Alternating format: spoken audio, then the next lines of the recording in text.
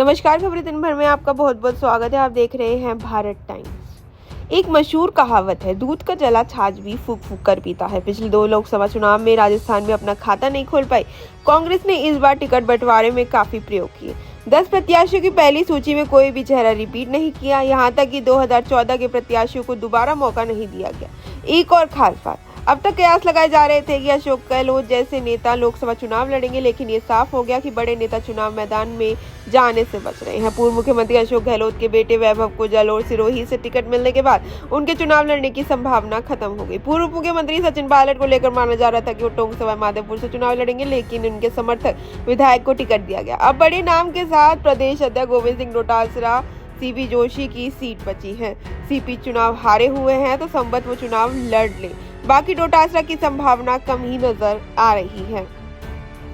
कांग्रेस के पास लोकसभा चुनाव में राजस्थान में खोने को लिए कुछ नहीं है, पर पाने के लिए बहुत कुछ है। पार्टी पिछले 2 चुनावों को एक भी सीट नहीं पा सकी है। 2014 में पहले कांग्रेस 20 सीटें जीतती थी। इससे पुराना आजमाया हुआ फॉर्मूला अपनाया गया है। जातिगत और जनाधार वाले नेताओं को नए इलाकों में टिकट दिए गए हैं।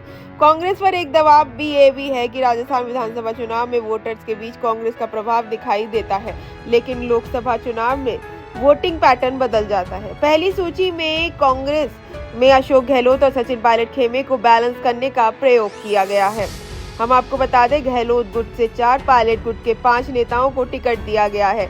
इसके लिए दोनों के बीच जो चीजें हैं वो न्यूट्रल दी गई हैं। ऐसा नहीं है जोधपुर की तुलना में जालोर में चुनौतियां कम है, लेकिन विधानसभा चुनाव को देखते हुए मरवाड़ का पूरा इलाका बीजेपी का गढ़ बन चुका है। सीट के अंदर आने वाले जालोर, सिरोही और संचोर जिले की बात करें तो यहाँ पर 8 सीटें हैं। विधानसभा चुनाव में यहाँ पर सिर्फ 3 सीटें ही कांग्रेस ने जीती।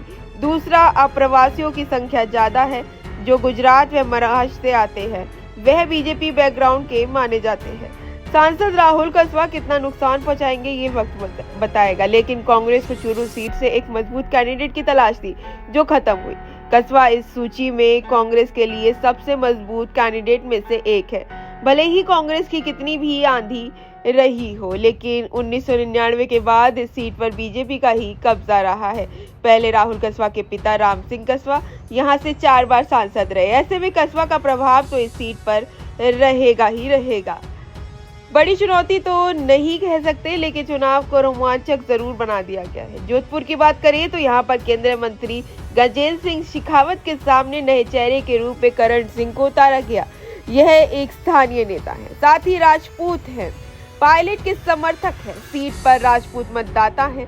शेखावत 2 बार के सांसद है तो विशेष रूप से विरोध भी है। ऐसे में जीत हार का अंतर अब पहले जैसा नहीं दिखेगा।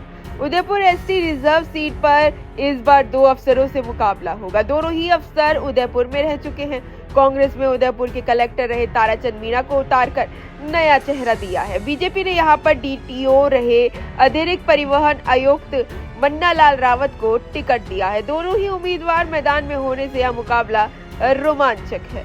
बीजेपी ने एक भी मौजूदा विधायक नहीं उतारा, वहीं कांग्रेस ने 3 उतारे हैं।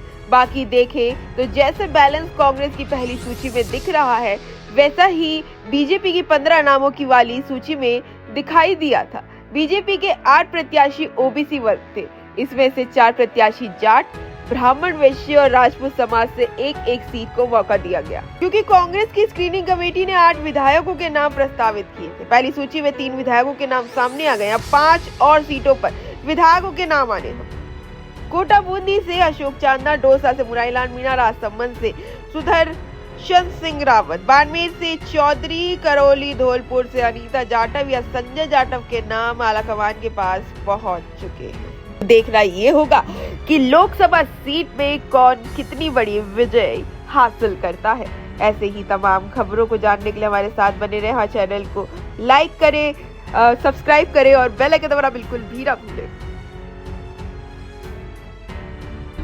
सच दिखाते हैं और सच को देखने के लिए हमारे चैनल को लाइक करें, सब्सक्राइब करें और बेल आइकन दबाना बिल्कुल ना भूलें।